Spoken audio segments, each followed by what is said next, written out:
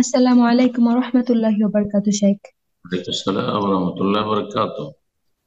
একজন ছেলের বাবা, ওনার হালাল ব্যবসা আছে কিন্তু তিনি সুদ খান। ওনার ছেলেকে যদি বিয়ে করান তাহলে উনি দেনমোহর বা অলিমা করবেন আর কি। এখন ছেলের বউয়ের জন্য কি এটা হালাল হবে?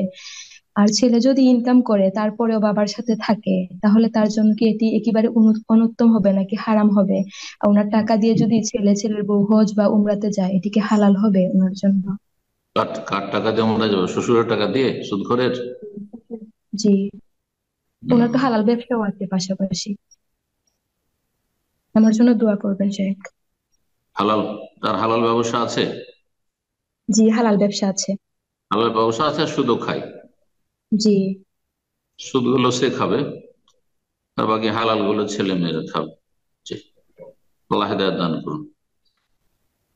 বোন প্রশ্ন করেছেন যে একজন ছেলে বিয়ে করেছে, আর তার বাবা, ছেলের বাবা সুদি কারবার করে, আর একটি হালাল ব্যবসাও রয়েছে।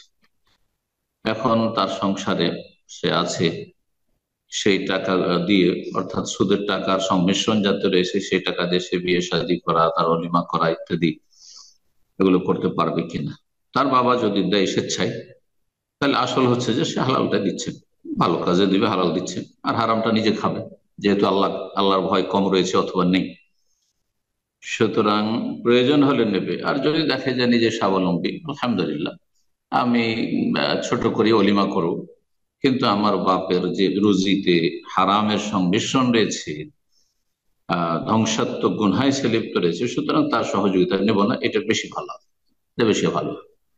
তবে যদি পুরোপুরি তার কারবার, তার হালাল ব্যবসা না থাকতো, সুদী কারবার, শুধু সুদী প্রতিষ্ঠানের সাথে জড়িত, আর সমস্ত সুদী তার ইনকাম বা হারাম, যে কোনো হারাম ইনকাম, তাহলে বলতাম যে তার কোন রকমের সহযোগিতা নেওয়া বা হারাম পয়সা দিয়ে এরকম সহযোগিতা নেওয়া যায় না।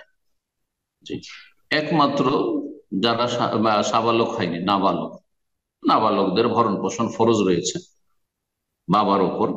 সুতরাং কোনখান থেকে দিয়েছে সেটা নাবালক দেখবেন না। এইরকমই মেয়ে, মেয়ে যতক্ষণ বিয়ে শাদী হয়নি, বাবার ওপর ফরজ রয়েছে।